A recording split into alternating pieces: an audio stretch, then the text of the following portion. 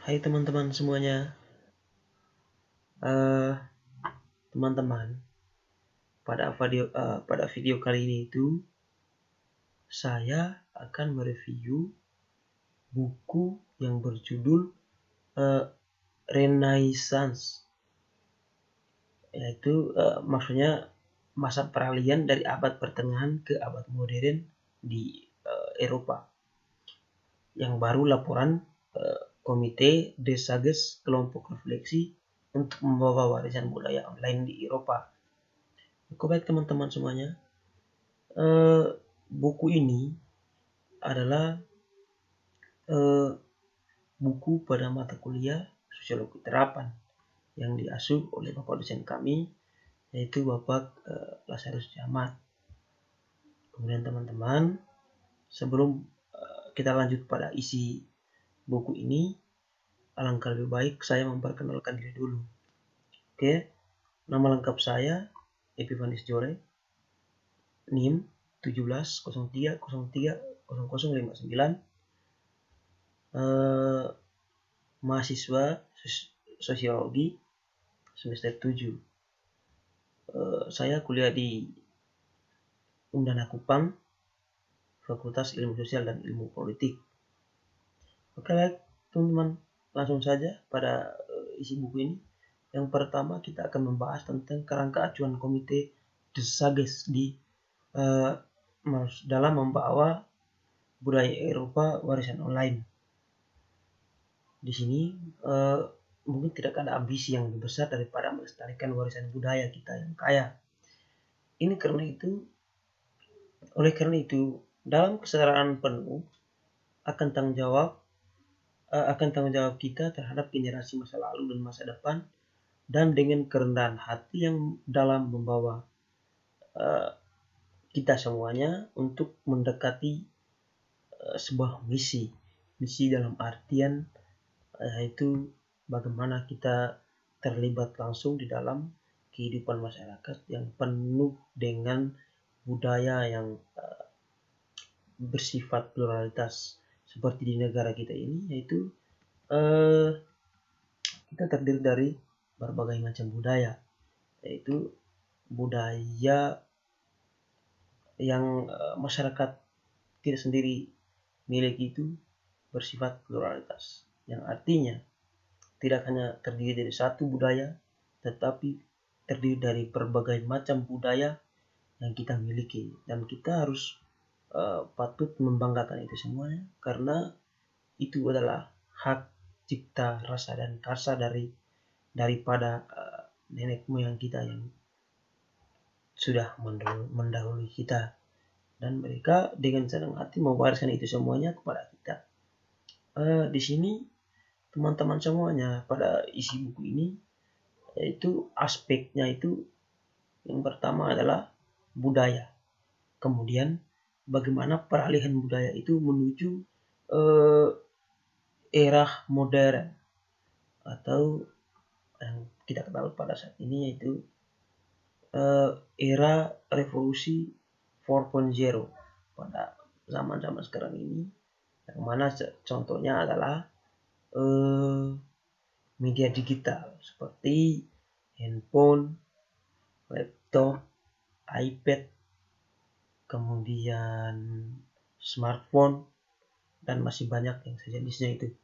Itu merupakan salah satu perkembangan revolusi, dan itu ada pengaruhnya terhadap kebudayaan kita, termasuk kebudayaan yang ada di Eropa.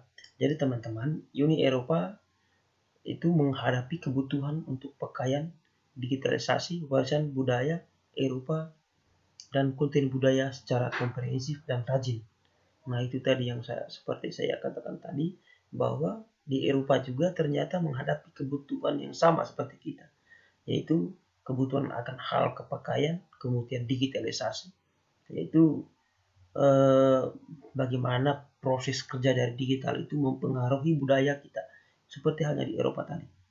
Kemudian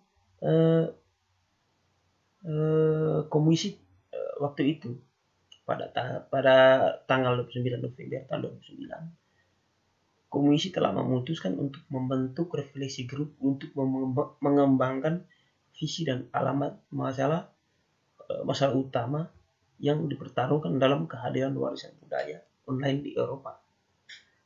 Sebagian besar budaya Eropa yang kaya dan beragam bersumber daya dipegang oleh perpustakaan, arsip, dan museum di seluruh benua. Itu bahan digitalisasi dan ketersediaan budaya secara online, termasuk buku, peta, koran, pers, suara, bahan arsip foto, benda museum, dan material audiovisual akan membuatnya lebih mudah diakses oleh warga negara Eropa. Jadi teman-teman, di sini rupanya di negara Eropa itu segala macam bentuk fisik kebudayaan itu sudah didigitalisasi. Maksudnya sudah berbentuk online semua. Mereka berpikir bahwa itu untuk lebih mudah mengakses budaya mereka itu. Jadi rupanya revolusi industri tadi itu, yaitu media digital atau zaman postmodern sekarang ini sudah mempengaruhi kebudayaan di sana, teman-teman. Jadi disitulah cara kerja digital itu bagaimana mempengaruhi kebudayaan tersebut. Jadi bersyukur saja kebudayaan itu tetap masih ada, seperti yang dikatakan tadi bahwa kebudayaan di sana masih masih eksis keberadaannya, yaitu di perpustakaan, kemudian arsip, museum, ya seperti museum tadi, tapi sudah digitalisasi ketersediaannya secara online. Kemudian juga teman-teman, materialnya juga bisa menjadi penting untuk upaya kreatif yang baru dan luas berbagai produk dan lain informasi, misalnya di sektor pendidikan dan pariwisata. Pada saat yang sama, seniman dan kreasi di Eropa bekerja di lingkungan yang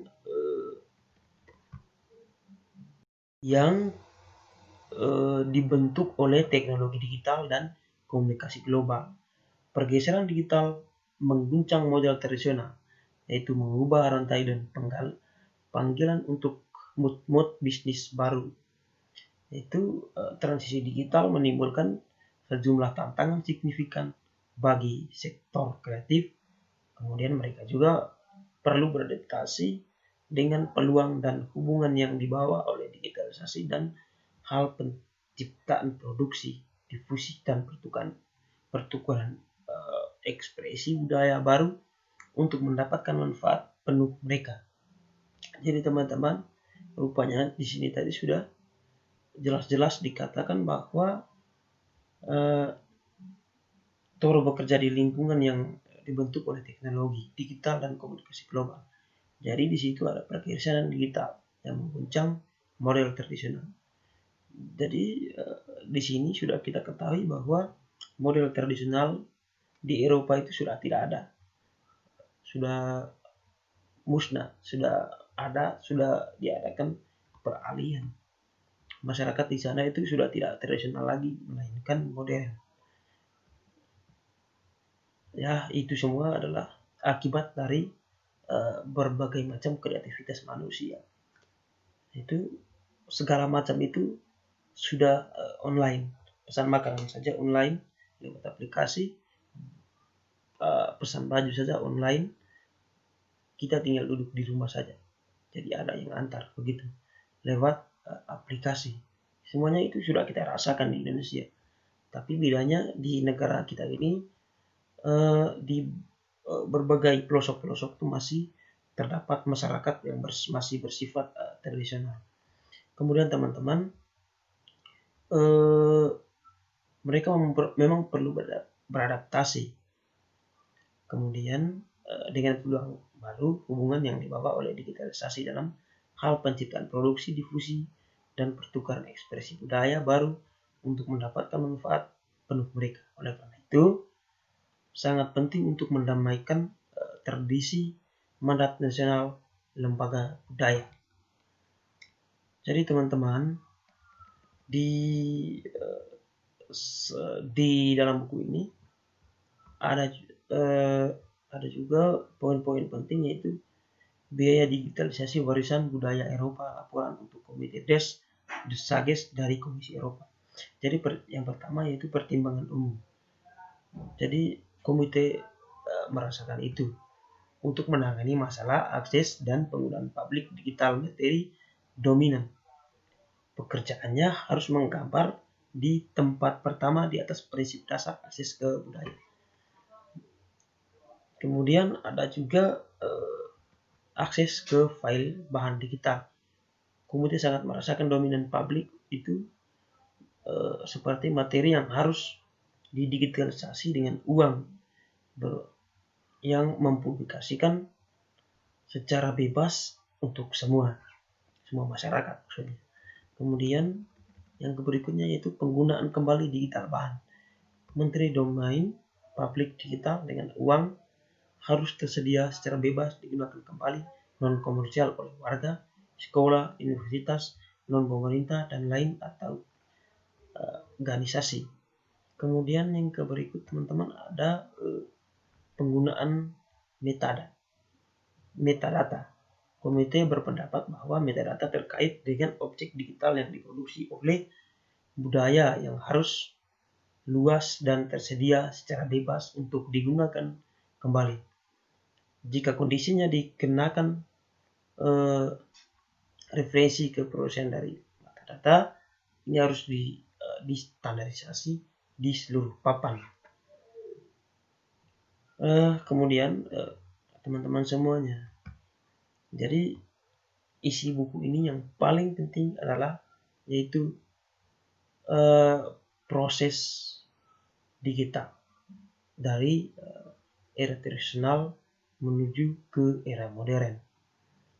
Era digital yang dimasukkan di sini berupa media sosial, yaitu seperti alat-alat elektronik yang bisa mengakses segala macam dengan cara online. Itu adalah salah satu perkembangan digitalisasi. Mungkin itu saja inti dari buku ini teman-teman semuanya. Jadi saya harap kita semua boleh-boleh saja untuk berperan aktif di dalam proses digitalisasi ini di negara kita, tetapi tidak boleh melupakan kebudayaan lokal kita. Itu adalah khas diri kita sendiri, yaitu hasil karya dari nenek moyang yang sudah mendahului kita. Kita harus pandai-pandai untuk menghargai itu. Jangan sampai budaya liberalis membunuh kebudayaan lokal itu. Oke baik teman-teman, terima kasih banyak. Sekian dan terima kasih.